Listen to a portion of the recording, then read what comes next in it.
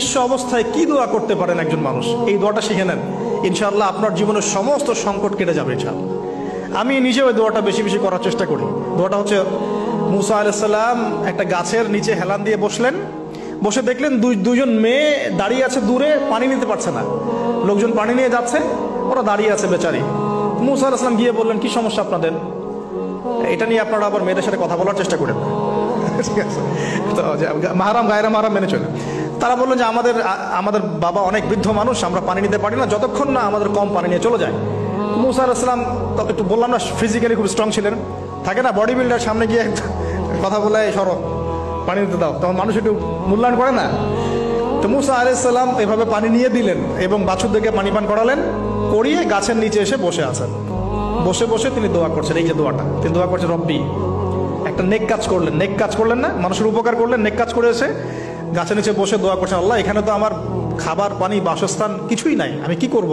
রব্বি ইন্নি লিমা আনজালতা ইলাইয়া মিন খায়রিন ফাকির, রব্বি ইন্নি লিমা আনজালতা ইলাইয়া মিন খায়রিন ফাকির। আবার বলেন, রব্বি ইন্নি লিমা আনজালতা ইলাইয়া মিন খায়রিন ফাকির। অর্থ হচ্ছে, হে আল্লাহ, তুমি তোমার পক্ষ থেকে আমার উপরে যে নেয়ামতগুলো দিবে, আমি এর জন্য ফকির হয়ে বসে আছি। আল্লাহ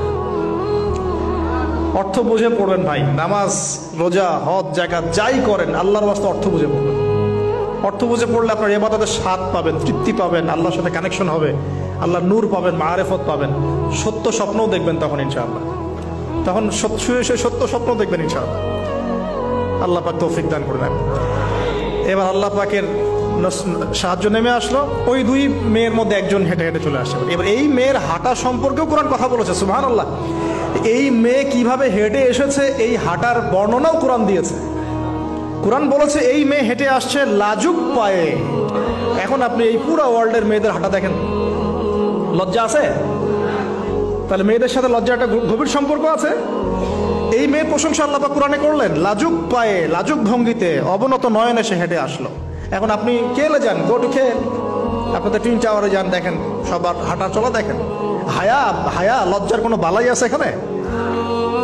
আমি গত লেকচারে বলেছিলাম যে আদম আলাইহিস সালাম এবং হাওয়া আলাইহিস সালাম, ইবলিস তাদের সাথে প্রথম যে আচরণ করেছে ওই ফল খাওয়ানোর পরে, সেটা কি? তাদের গা থেকে পোশাক খুলে পড়ে গেছে, মানে নগ্ন করে দিয়েছে আমাদের পিতামাতাকে। মহাবিশ্ব নগ্ন করে দিয়েছে কে? ইবলিস। তো এখন এই পৃথিবীতে আমরা যারা নগ্নতার চর্চা করছি, তার কার এজেন্ট আমরা বুঝতে বাকি আছে? আমার কথা কি বুঝতে পারছেন কিনা? এই কানেকশন মেলানোর চেষ্টা করেন, ডটসগুলো মেলানোর চেষ্টা করেন।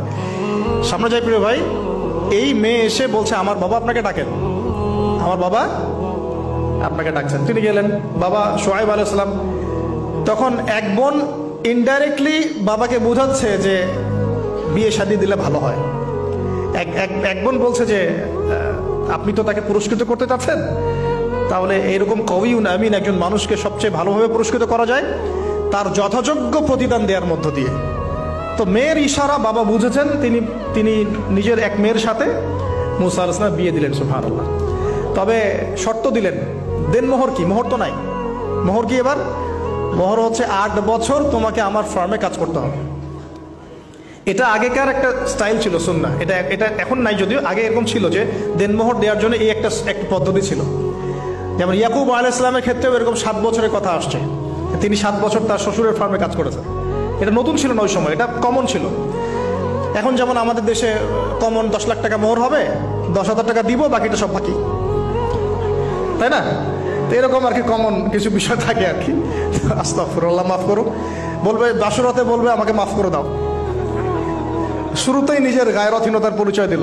আবার এদিকে শ্বশুরের কাছে মাশাআল্লাহ মোটা অঙ্কের ডোনেশন নিতে চাচ্ছে, যৌতুক। বিয়ে আমাদের ওখানে মাশাআল্লাহ মানে কেনা বেচা, মেয়ে বিক্রি করতেছে আর ছেলে কিনতেছে।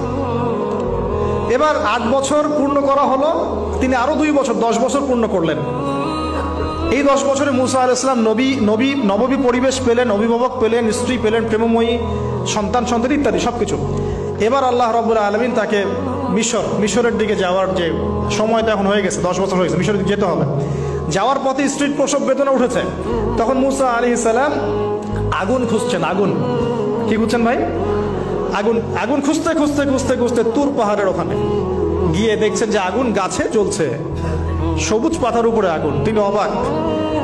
এই সময় আওয়াজ আসলো, বিসমিল্লাহির রহমানির রহিম, ইন্নী আনা রব্বুক ফাখলা'না আলাইক ইন্নাকা বিল ওয়াদিল মুকদ্দাস তুয়া।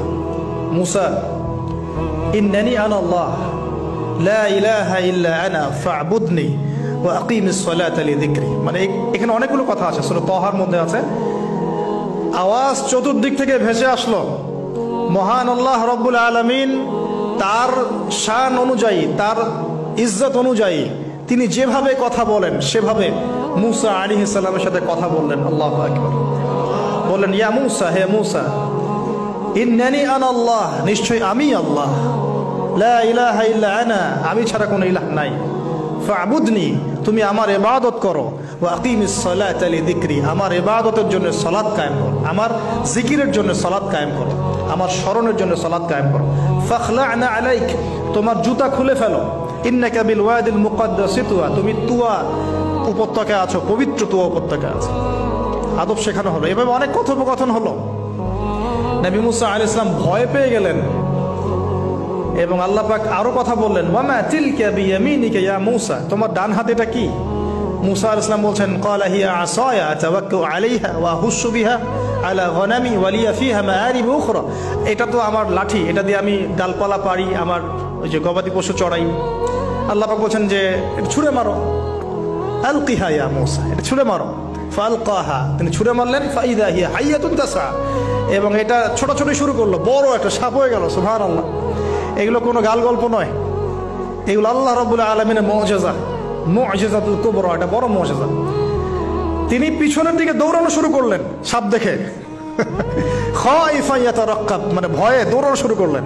আল্লাহ পাক বলছেন, লা ইয়াখাফু লাদাইনাল মুরসালিন, আমার কাছে রসুলগণ ভয় পায় না, তুমি ভয় পেও না, তুমি ওটাকে ধরো পিছন থেকে, সেটা আবার লাঠি হয়ে যাবে। পিছন থেকে হাত দেওয়া হলো, লাঠি হয়ে গেল। সুবহানাল্লাহ। এবার বলছে যে তুমি তোমার বগলের নিচে হাত ঢুকাও। মুসা আলাইহিস সালাম বগলে হাত ঢুকালেন, বের করলেন, হাত থেকে টর্চ লাইটের মতো আলো বের হওয়া শুরু। এটা দ্বিতীয় নিদর্শন। কেন দেয়া হলো নিদর্শন? এবার আল্লাহ পাক তার দায়িত্ব তাকে বলছেন, তোমাকে নিদর্শনগুলো কেন দিলাম, তোমাকে মনোনীত কেন করলাম, কেন তোমাকে মনোনীত করলাম? মুসা, তোমার কাজটা কি? তোমার কাজ এখন এটা, ইযহাব ইলা ফিরআউনা ইন্নাহু তাগা, তুমি ফিরআউনের কাছে যাও, ফিরআউন সীমা লঙ্ঘন করেছে, মনে আছে ফিরআউনের কথা, সীমা লঙ্ঘন করেছে।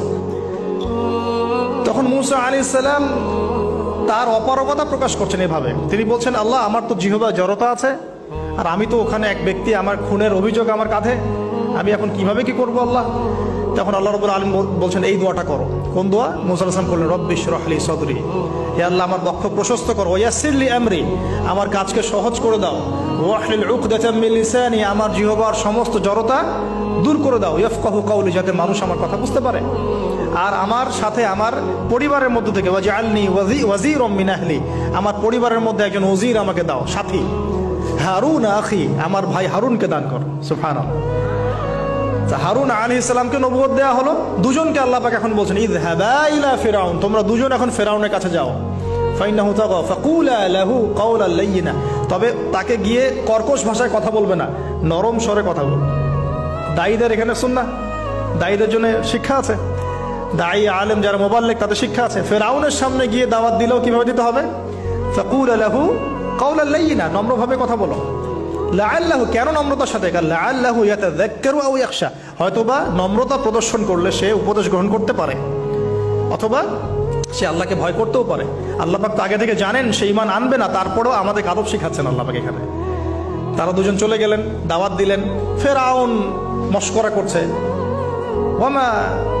ওয়ামা রব্বুকুম ইয়া মুসা, তোমাদের দুজনের রব আবার কে? হ্যাঁ, মুসা আলাইহিস সালাম বুঝাচ্ছেন, রব্বি আল্লাযী, আমার রব সেই রব যিনি জীবিতকে মৃত করেন, মৃতকে জীবিত করেন, ইত্যাদি। মানে যার হুকুম ছাড়া একটা গাছের পাতাও নড়ে না, যিনি মাটি থেকে সব উৎপন্ন করেন, বৃষ্টি বর্ষণ করেন, সব বুঝালেন। ফিরআউনের বক্তব্য তখন এটাই ছিল, তোমাদের কাছে কি কোন নিদর্শন আছে, কোন আয়াত নিদর্শন আছে? হ্যাঁ, নিদর্শন আছে। কি? লাঠি ছুঁড়ে মারলেন, সাপ হয়ে গেল। এখন ফিরআউন বলছে, এটা তো জাদু, এটা কি? আমার জাদুকররা ওটা পারে, জাদুকরদেরকে ডেকে না হলো, জাদুকররাও লাঠি ছুঁড়ে মারলো, সাপ হয়ে যাচ্ছে। কিন্তু এই বড় সাপ ওদের সব সাপকে খেয়ে ফেললো। তখন ফেরাউন কিন্তু ভয় পেয়ে গিয়েছিল। এরপরেও এই হাত বের করে আলোর এই নিদর্শন দেখানো হলো, তাওহীদের দাওয়াত দেওয়া হলো, ফেরাউনকে ভয় করতে বলা হলো, ফেরাউনকে সতর্ক করা হলো যে আমার রব, আপনার রব, সবার রব হচ্ছেন আল্লাহ। সবকিছু বোঝানো হলো, কিন্তু ফেরাউন এই কোনো কথাই গ্রহণ করলো না।